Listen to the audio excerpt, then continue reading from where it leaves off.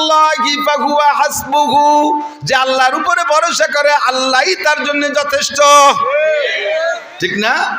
আল্লাহ যথেষ্ট। তাকদু খেমাসান তারুহু বেতানান। কওমি মাদ্রাসার উলামায়ে কেরাম পাখির মতো তাওয়াক্কুল নিয়ে চলে। পাখির ঘর নাই, বাড়ি নাই, জায়গা নাই, জমি নাই, চাকরি নাই, বাকরি নাই, ব্যবসা নাই, বাণিজ্য নাই, বিজিএফ কার্ড নাই, পঙ্গু ভাতা, বয়স্ক ভাতা, বিধবা ভাতা, কিচ্ছু দেয় না সরকারে। পাখি একটা গাছ লাগায় না, এক মুঠ ধান বুন হয় না। অথচ এই দেশের সমস্ত যত ফসল আর ফল আছে, যে পাখিতে যে জাতের ফল ফসল খায়, গারিস্তার চাইতে 8 নম্বরটা পাখিতে খায়। ওই আম গাছের সিকটি ডালে একটা আম প্রথম পাকছে, বাড়িওয়ালা সহে দেয় না, পাখিতে সে অর্ধেক খাইয়ে আর অর্ধেক ছাড়ি দিয়েছে, কাকা এটুক তুমি খাও। ধান মনে হয়েছে পাকা ধান আগে বাবুই পাখিতে খায়, ঠিক কিনা? সব তারা খায়, অথচ তাদের ক্ষেত খামার নাই। তাদের সারা বছর কোনো ক্ষুধা থাকে না, সকালবেলা খালি পেটে বেরোয়, সন্ধ্যাকালে ভরা পেটে বাড়ি আসে। উলামায়ে কেরাম আটি সওয়াল মাদ্রাসা খুলে সারা বছরকে সামনে নিয়ে খালি হাতে রওনা দেয়। বছরের শেষ আল্লাহর রহমতে খাইয়ে দেয়, ও খারাপ না। আমি তো এই যে খাটতি খাটতি শুয়ে যাচ্ছি, আর বাকি হুজুরকে দেখছেন আল্লাহর রহমতে গায়ে গতের গোস্ত আপনার কাছে বাড়িটা কম না, এর বেশ মাতিয়ে গেছে খাইয়ে দিয়ে। স্বাস্থ্য চেহারা কত সুন্দর, খাওয়াই কে? ওমাইয়া তাওয়াক্কাল আলাইহি। একদল কয় সার্টিফিকেট নাই কওমি মাদ্রাসায়, হুজুররা কি রেখাবে, কি রেখাবে? তুমি একটু আমাকে সাথে আইসে খাইয়ে দাও, খাইয়েও শান্তি পারবা না। আমি তো মাঝে মাঝে কই, আল্লাহ না খাওয়া বিদ্যা পড়ি এত খাওয়া, না খাওয়া বিদ্যা পড়ি এত খাওয়া, খাবারের জ্বালায় আমি পাগল হয়ে যাই, পলায় থাকি যে খাবো না। রুজির মালিককে আল্লাহ। একটু এদিকে আসি দোস্ত, যারা দাঁড়িয়ে আছেন একটু বসার চেষ্টা করেন। আমি শুরু এবং শেষ, আরবিতে গেলে বেদায়া আর নেহায়া, খেয়াল করেন কি বলছি, বলতে পারবেন? বেদায়া আর নেহায়া। আল্লাহ পাক 1500 বছর আগে জানে যে মুসকুন্নির এই মাহফিলে জায়গায় হবে না, জায়গায় টান পড়ে যাবে, লোক বেশি হয়ে যাবে, দাঁড়ায় থাকবে। এই জন্য একটা আয়াত ওই সময় নাজিল করে দিয়েছে, ওয়াইজা কিল লাকুম তাফাসসাহু বিল মাজালিস। যখন তোমাদের বলা হয় যে দেখো কত মানুষ আহলে হাদিস আলাগের মতো বই ছানা বাঁধে দাঁড়ায় রয়েছে, এইরকম যদি হয় যে ভিতরে জায়গা হচ্ছে না, বসার জায়গা, তোমরা একটু জায়গা করে দাও, একটু জায়গা ছাড়িয়ে দিয়ে জায়গা করে দাও। হয়তো বলবেন যে আল্লাহ আমি সেই সন্ধ্যের সময় এসে ফাঁসাই দিয়ে বসে বসে কত সুন্দর একটা জায়গা বানায় বসে রয়েছি, আমি এত ভালো জায়গা ছাড়িয়ে দিলি, তুমি আমার কি দিবা কও, পছন্দ হলে ছাড়বো নাহলে ছাড়বো না। আল্লাহ ইয়াফসাহিল্লাহু লাকুম, সূরা তোরে বেহেশতের মধ্যে জায়গা দেবো। তোর এই যে মুসকুন্নি জায়গার কয় টাকা দাম, বেহেশতের মধ্যে অট্টুক জায়গা ছাড়িয়ে দেবো। একটু জায়গা ছাড়িয়ে দিয়ে আগে বসলে বেহেশতের মধ্যে একটা জায়গা দলিল হয়ে যাবে। বলবেন না সুবহানাল্লাহ? আর কি একটু আগে বসবেন নাকি একটু জায়গা দিয়ে? আর যারা দাঁড়িয়ে আছেন তারা যদি বসে ওয়াজ শোনেন, হযরত আব্বাস রাদিয়াল্লাহু তাআলা আনহুর সাথে জান্নাতে যাবেন। হযরত আব্বাস জান্নাতি, নিঃসন্দেহে হযরত আব্বাস জান্নাতি, হযরত আব্বাস জান্নাতি। যদি বসে বয়ান শোনেন হযরত আব্বাসের সাথে জান্নাতে যাবেন। সবাই বলেন আমিন। আবার অনেকে বস্তি করার সাথে সাথে উঠে আটা দেয় কেন্নুর মতো। কেন্নু চেনেন নাকি? ওই যে কেন্নু পোকা কয় না, এর অনেক পাওয়ালা, ওই যে লম্বা লাল লাল আছে ভ্যারাইটি রঙের, কেন্নু কয় নাকি নাকি? হ্যাঁ, কেড়া, কেড়া, কেড়া পোকা চেনেন না? লম্বা লম্বা লাল কেড়া। ও কি পাও বেশি বলে জোরে আটে নাকি? অনেক পাও বিদায় অত জোরে আটে না, রেলগাড়ির মতো। কিন্তু রেলগাড়ির তো গতি আছে, তো আটে আস্তে আস্তে। এখন ওরে যদি ঠেলা দেন যে এইভাবে আটলি পারে তুমি কোন সময় ভাঙ্গা যাবা না, একটু জোরে আট, তাহলে কি রে গোল হয়ে ভয় সাজ দেখা পারলি তুই আইটি বেড়ে আমি আটবো না। যারা দাঁড়াই বাদ শুনতেছে তাকে বসতি করলে যদি ঠিক আছে তুমি কাজ করি বেড়াকে, আপনার তাও শোন বলে শেষে তার এক বিপদ। আটা দিলে যদি কেড়ার মতো গোল হয়ে যায়।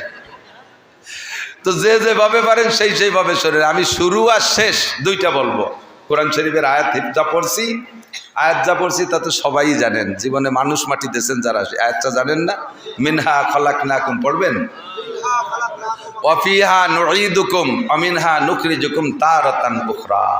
কথা কার? আল্লাহ এই আয়াতের ভিতরে কি বলছেন আল্লাহ তাআলা? বেদায়া ওয়া নেহায়া, শুরু এবং শেষ, শুরু এবং শেষ দুইটা দিক আল্লাহ তাআলা ইশারা করছেন। এই আয়াতগুলো আমরা পড়ি কোন জায়গায় যাইয়া? মানুষ মাটি দেওয়ার সময় পড়ি, তাই না? সাহাবায়ে কেরামদের থেকে হুজুরের থেকে এ পর্যন্ত পড়তে পড়তে আসতেছে, তাই আমরা এটা এখনও পড়ি এবং পড়াও চলতে তালে থাকবে। বাকি আয়াতের যে তর্জমা, এই তর্জমার দিক লক্ষ্য করে এই আয়াতটা মাইয়েতরে মাটি দেওয়ার সময় পড়ার কোনো দরকার নাই, কারণ ওই কথাগুলো তো মাইয়েতরে শুনে লাভ নাই। কি করছি জানেন? মিনহা খলাকনাকুম, মানুষ তোমারে মাটি দিয়ে বানাইছি, অফিহা নুঈদুকুম, আবার তোমারে মাটির মধ্যে নিয়ে আসলাম, অমিনহা নুখরিজুকুম, আবার মাটির থেকে বের করব। মানুষ মাটি দেওয়ার সময় মরা মানুষটারে এই কথা শুনোনি 5 পায়ের দাম আছে, কারণ তার জবাবটা তো গেছে। কিন্তু পড়ি কেন? কাফাবিল মাউতে ওয়াইজা, একজন মানুষের সবচাইতে বড় ওয়াইজ, সবচাইতে বড় নাসে উপদেশটা হলো সামনের পর কেউ মরে যাওয়া। মানুষের দিল নরম হয় না, মানুষের কোনোভাবে ওয়াজ করে কান্দানো যায় না, কিন্তু কোনো ওয়াজ লাগবে না, আব্বা মরে গেলে অনাসে এমনি কাঁদে, মা মারা গেলে এমনি কাঁদে, বউ মারা গেলে এমনি কাঁদে, আপনজন কেউ মারা গেলে এমনি কাঁদে, দিলটা নরম হয়ে যায়। যত বড় বেনামাজি হোক না কেন, পরিবারের একজন সদস্য যদি মারা যায় চোখের সামনে, তাহলে দেখবেন কমপক্ষে সপ্তাহখানিক হলেও নামাজ পড়ে মুসলমান। কতক্ষণ ঠিক কি ঠিক না? কাফাবিল মাউতে ওয়াইজা, মরণের চাইতে বড় বক্তা আর হয় না, মরণই হলো সবচাইতে বড় ওয়াজ। আল্লাহু আকবার। এই জন্যে মানুষকে দাফন করার সময় ওই আয়াতটা পড়ে নিজেকে নিজে ওয়াজ করি, হে আব্দুল্লাহ, হে আব্দুল খালেক, আব্দুল মালেক, হে মাওলানা নাসির, এই যে লোকটারে দাফন করতেছো তারও যে পদ্ধতি, তোমারও ভাগ্যে সেই পদ্ধতি, তোমারও জীবনে এরকমই হয়েছে, তার যেমন হয়েছে। মাটি থেকে তারে সৃষ্টি করা হয়েছিল, কিছুদিন মাটির উপর দিয়ে ঘুরাইয়া আবার মাটির মধ্যে নিয়ে যাওয়া হলো। আমিনহা নুখরিজুকুম তারাতান উখরা, আবারও তাকে মাটি থেকে কিয়ামতের ময়দানে উঠানো হবে। এই মানুষটার যে হালাত, হে আমার যুব সমাজ, আমার আবাল বৃদ্ধ বনিতা, নারী আর পুরুষ, মা ও বাপ ও ভাইয়েরা, সকলেরই কিন্তু একই হালাত। আমাকেও মাটি দেওয়ার সময় ওই আয়াতই বলা হবে। কথা বলেন ঠিক কি ঠিক না? মিনহা খলাকনাকুম, আল্লাহ কয় তোমাকে বানাইছি আমি মাটি দিয়া। একটু বলেন কি দিয়া? মাটি দিয়া। মাটি দিয়ে বানাইছে। সৃষ্টি জগতে যাহা কিছু সামনে দেখি, এই তার ভিতরে মাটির চাইতে দামি দামি পদার্থ আর ধাতব আছে না নাই? সোনা দামি, রূপা দামি, হীরা দামি, কাঞ্চন দামি, আরও কত কত দামি আছে, সব দামি আমি চিনি না। কমপক্ষে সোনা, রূপা, হীরা, কাঞ্চনের নাম শুনেছি, মণি মুক্তার নাম শুনেছি, অনেকগুলো দেখেছি, এগুলো সবই দামি। স্বর্ণের ভরি এখন 2,16,000 টাকা ভরি। আল্লাহ তাআলা আশরাফুল মখলুকাত মানুষ বানাইছে।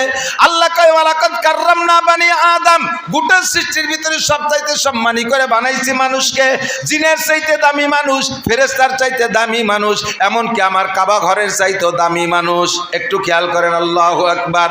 কাবা ঘরের চাইতে একজন মুমিনের ইজ্জতকে আল্লাহ বেশি দিয়েছেন। একটু লক্ষ্য করেন, যদি কোনো মানুষ কোনো মানুষের এগেনস্টে মিথ্যা মামলা করে, আবার খেয়াল করেন, একজন মুসলমান আর একজন মুসলমানের এগেনস্টে যদি মিথ্যা মামলা করে, আর ওই মিথ্যা মামলায় যদি আর একজন সাক্ষী দেয়, মিথ্যা মামলায় যদি বাদীর পক্ষে কেউ সাক্ষী দেয়, মিথ্যা মামলায় যে বাদীর পক্ষে কোর্টে দাঁড়ায় সাক্ষী দিলে, আসামি যখন দেখে যে একেবারে তাজা কথা, মিথ্যা কথা বলল, আসামির অন্তরে কষ্ট লাগে কি লাগে না? এমনভাবে মিথ্যা মামলায় মিথ্যা সাক্ষী দিয়ে একজন মোমেনের অন্তরে কষ্ট দিলে কি পরিমাণ গুনাহ হয়। আল্লাহর ঘর কাবা ঘর, আল্লাহর কাবা ঘরকে দুশ্মনী কইরা শত্রুতাই করে 36 বার ভেঙে ফেললে যেই গুনাহ, একজন মোমেনের ইজ্জতের পর আঘাত দিলে, তার মনে মিথ্যা মামলা মিথ্যা সাক্ষী দিয়ে কষ্ট দিলে তার চাইতে বেশি কষ্ট হয়, তার চাইতে বেশি গুনাহ হয়। দোস্তরে, এদিক তাকাইলে দেখা যায় কাবা ঘরের চাইতে মোমেনের ইজ্জত সম্মান আল্লাহ বেশি দিয়েছেন। কিন্তু এই সম্মানী মানুষে বানাইছে সোনা দিয়ে না, রূপা দিয়ে না, মণি মুক্তা দিয়ে না, হীরা কাঞ্চন দিয়ে না, মানুষে বানাইছে কি দিয়া? মিনহা খলাকনাকুম, আমি আল্লাহ তোমাদেরকে মাটি থেকে বানাইছি।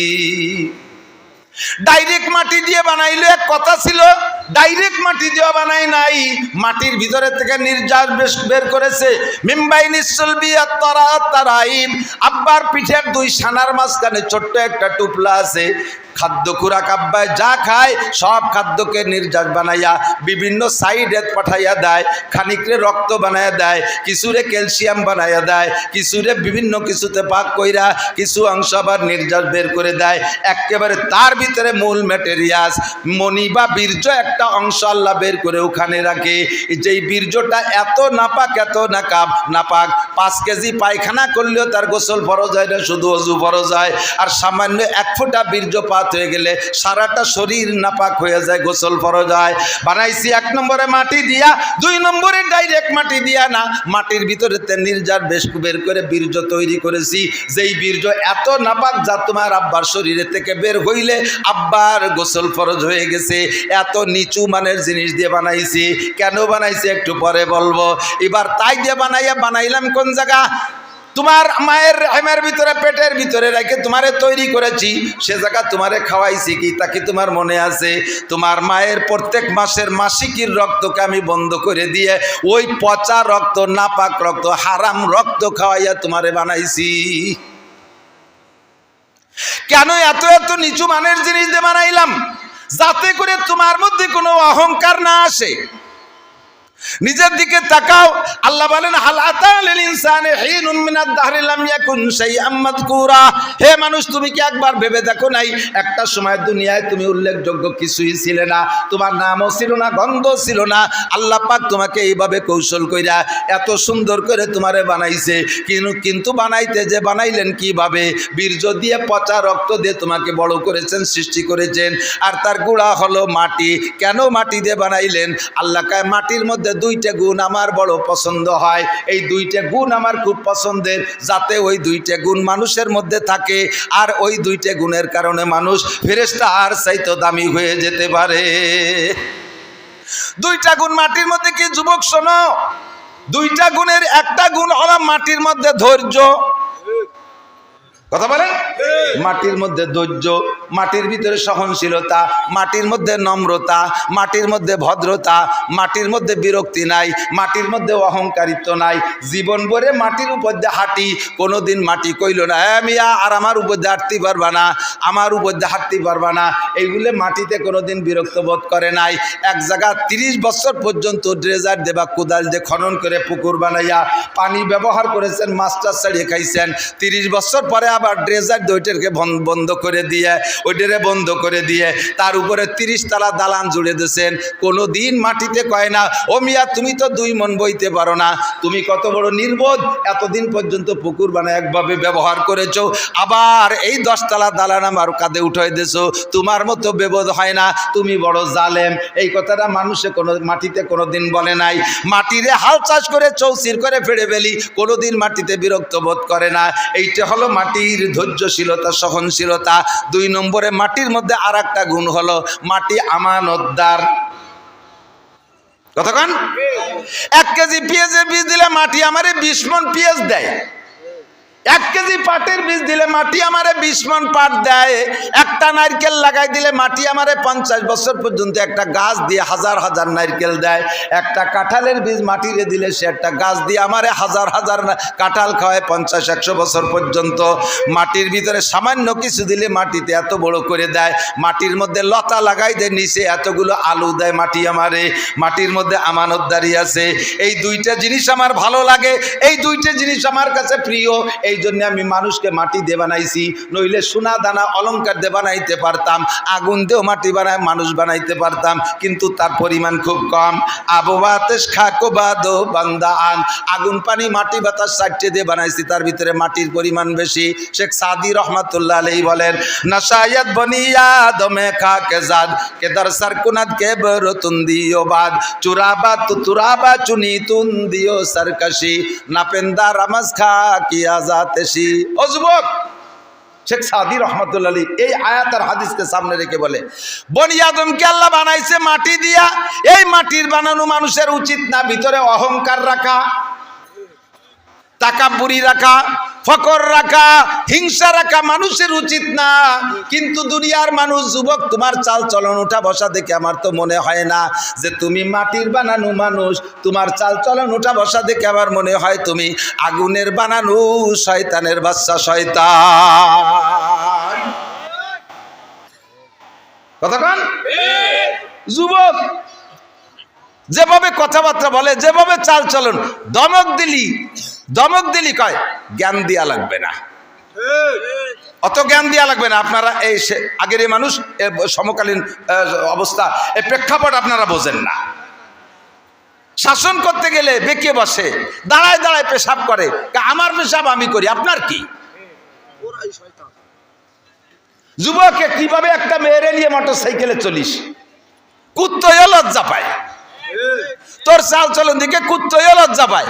তারে যদি ধমক দেওয়া হয় তাহলে অত জ্ঞান দেওয়া লাগবে না, আমার মোটরসাইকেল আমি চলি। একজন বসে বসে পায়খানায় বসে রুটি খায়, পায়খানায় বসে রুটি খায়, এ দেখলি কিটা নিষেধ না করে কোন? তুই কি পায়খানায় বসে রুটি খাইস? কাজে বাড়াবাড়ি করবা না, ফিরে করে কিন্তু গুদে মাহাই খাবো, রুটি দিয়ে মাখাই খাবো। কথার কথা এরকমই বলনেওয়ালা যুবক আছে না নাই? কথা বলেন। কোন যুবক কথা মানে না। আর এই গত 1-1.5 বছর হলো যুবকরা এত বিয়াদব হয়ে গেছে, কেউ কেউ কথা শোনে না। ছাত্ররা উস্তাদ মানে না, স্কুল কলেজে তো মানেই না। ইদানিং আমরা মাদ্রাসায় এই বিপদ দেখতেছি। উস্তাদে আগে উস্তাদদেরকে ছাত্ররা ভয় পাইতো, এখন ছাত্রদেরকে উস্তাদরা ভয় পায়। কোন বিপদে ফেলায় দেয়, কোন ঝামেলায় ফেলায় দেয়, কোন অপবাদ লাগাই দেয়। নশায়াত বনিয়া দমে খাকে জাত। আল্লাহ পাক বলেন, যুবক ওয়ালা তামশি ফিল আরদি মারাহা ইন্নাকা লান তাকরিকাল আরদা ওয়া লান তাবলুগাল জিবালা তুলা। তুমি ওইভাবে জমিনের উপর দিয়ে অহংকারের সাথে হেঁটো না, গুতা মেরে চলো না, ওইভাবে দাম্ভিকের সাথে চলো না। তুমি পাহাড়ের সমান লম্বা হয়ে যাইতে পারো নাই। তোমার পায়ের ধাক্কায় 1 ফুট মাটিও মাটির থেকে রাস্তা থেকে সরে না। তবে যদি ওইভাবে চলো আবার সহ্য হয় না। ওয়ালা তামশি ফিল আরদি মারাহা ইন্নাল্লাহা লা ইউহিব্বু মুখতালিন ফাকুর। অহংকারীকে আল্লাহ পাক পছন্দ করে না। আদব তাজস্তে আজ লুৎফে ইলাহি বেনে বরসার বেরো হর যাকে খাই। আদবের টুপি মাথায় পরে যে জায়গা যাবা, সম্মান ছেলে হওয়ার ভালোবাসা পাবা। হাংবং মোটরসাইকেল একখান কিনছো, ওর পিছনে মহিলা একটা বসাইয়া। রাস্তায় দিয়ে যুবকরা যেভাবে চলে, এমনি একা একা মোটরসাইকেল চললে এক গতিতে চলে। আর পিছনে যদি একটা বসায়, তার নাম রাখছি আমি পাওয়ার ব্যাংক। পাওয়ার ব্যাংক চেনেন না? ওই কারেন্ট চলে গেলে পাওয়ার ব্যাংকে চার্জ দিয়ে লাগলে পরে চার্জ দিয়ে দেয়, বলে পাওয়ার ব্যাংক। পিছনে আধা লেংটি মহিলা একটা যুবক যুবতী, এ বসাইলে বিশ্বর বাঙ্গার থেকে যদি ডাকাত দিক হয় 4 লেন 6 লেন। আরে কপাল, ওর খালি পাওয়ার দিতে থাকলো, খালি মুড়াতি তালে তাই। মোর গড় কিনে কোথায় যায়? রাস্তায় মাটি রাস্তা, বুড়ো মানুষ হেঁটে যাচ্ছে, যুবক মোটর সাইকেল নিয়ে বুড়োর ধারে যাই আর একটা ঝাঁকি মারে, একটু পিক আপ বাড়ায় দেয়। এমন ভাবে পিক আপ দিচ্ছে, রাস্তা ধুলোবালি, বুড়োর সোহে যাইয়ে গোলা পোলা দিয়ে বুড়ো গড়ে খালের মধ্যে চলে গেছে। লুঙ্গিটা গাছের সাথে বাঁধিয়ে দিয়েছে। বুড়ো খালের মধ্যে যাইয়ে আল্লাহ রেখেছে, আল্লাহ আমার কি মরার ডেট ফেল হয়ে গেছে নাকি? আমি যাকে অতি দেখছি তারা মরিয়ে সাফ হয়ে গেল, আমি এখনো বাইসে রয়েছি, আমি আর কতদিন বাঁচবো? আল্লাহ কে সমস্যা কি? দেখলে নাই যে পাঙ্কু কি রে দিয়ে গেল। আল্লাহ কয় না, তোমার মরার ডেট ফেল হইলে আরো 15 বছর থাকতে হবে। তুমি মসজিদে আজান দাও না, মুয়াজ্জিন না? বুড়ো বলে, জি আমি তো আমাকে মসজিদের মুয়াজ্জিন। তোমাকে মসজিদে এখনো মুয়াজ্জিন তৈরি হয়নি, আর একটা মুয়াজ্জিন হওয়া পর্যন্ত তোমার বাঁচিয়ে থাকতে হবে। থাকবো কে রে? পাঙ্কুকে মোটর সাইকেলে জাকির ঠেলাই তো টিকতেই পারি না। আল্লাহকে ওগুলো ফেলাই দিচ্ছি, ওগুলো ফেলাই দিচ্ছি। বুড়ো জাড়িয়ে জুড়িয়ে উঠে লুঙ্গি পরে একটু আগায় যায়, দেয় যে রাস্তার মোড়ের উপরে লোকজন জড়সড়, আর কান্নাকাটি। কি খবর কি খবর? কাজ যে এত সুন্দর একটা ছেলে, এত রাজপুত্রের মতো, তার পিছনে একটা পাওয়ার ব্যাংক। আর সেই বালির ট্রাকের সাথে লাগিয়ে ছেলেটার মাথা চলে গেছে খালের মধ্যে। আর এই যে বডি পড়ে রয়েছে, এখানে পাওয়ার ব্যাংক খালের মধ্যে চিতে পড়ে রয়েছে, মোটর সাইকেল খান চাকার সাথে জড়াই রয়েছে। এই জায়গা দুইটাই শেষ। বুড়ো কয়, আল্লাহ তুমি এত তাড়াতাড়ি দোয়া কবুল করো তা তো জানি না। আল্লাহু আকবার কি চশমে জাদান গাফিল আজা শাহনাবাসী শায়াদ কে নেগা কুনাদা গাহনাবাসী। ও যুবক বিয়াদবি করিস না, শিকায়াত কুনাদ হার। এই স্কুল কলেজ মাদ্রাসা সালোরে ছেলেরা শুনে নাও, শিকায়াত কুনাদ হার কে উস্তাদেরা গ্রেফতারে বাসাদ বালাচারেরা। শিকায়াত কুনাদ হার কে উস্তাদেরা গ্রেফতারে বাসাদ বালাচারেরা। একে ইয়াকে ইলমা সে ফরামুশ সওয়াদ দেগার তঙ্গে রুজি বা দুনিয়া সওয়াদ। সুয়ামা के शख्सा से बेमीरत जावा चाहरम बेईमा रवा 10 जहा। আল্লাহু আকবার। উস্তাদের সাথে যদি বিয়াদবি করো, স্কুলের ছাত্র হও আর মাদ্রাসার ছাত্র হও, কলেজের ছাত্র হও, বিশ্ববিদ্যালয়ের ছাত্র হও, জামিয়া হাটাজারির ছাত্র হও আর দেওবন্দের ছাত্র হও, মদিনা ভার্সিটির ছাত্র হও আর উম্মুল কুরার ছাত্র হও, উস্তাদের সাথে বিয়াদবি করলে, মুরব্বীদের সাথে বিয়াদবি করলে 4টি বালা 4টি বিপদ অনিবার্য, 4টি বিপদ অনিবার্য। উস্তাদরে মেনে নিবা কেমন? হযরত আলী বলেন, মান আল্লাহ মানে হারবান ফাগুয়া মাওলায়া, যে আমারে একটা অক্ষর শিক্ষা দিয়েছেন তিনি আমার মালিক, আমি তার গোলাম। উস্তাদ আমার মালিক, আমি তার গোলাম। ইনশা আবানি, মালিকে যেমন গোলাম হিসেবে গোলামকে বিক্রি করতে পারে, আমার উস্তাদ আমার ওইরকম বিক্রি করতে পারে। ওয়া ইনশা আতাকানি, আর মালিকে যেমন গোলামরা স্বাধীন করে দিতে পারে, আমিও লেখাপড়া শেষে আমার উস্তাদ আমার স্বাধীন করে দিতে পারে, বাবা যাও যা খুশি করে খাও। ওয়া ইনশা ইস্তারাক্কানি, মালিকে যেমন গোলামকে বাড়ি আটকায় রাখতে পারে, জীবন ভরে আমার বাড়ির কাজ করবি। উস্তাদ আমার একটা অক্ষর শিক্ষা দিয়েছেন, তিনি আমার উস্তাদ যদি চায় আমারে তার বাড়ির কাজের লোক হিসেবে গোলাম হিসেবে রেখে দিতে পারে। উস্তাদ আর ছাত্রের ভিতরে এমন একটা সম্পর্ক রাখতে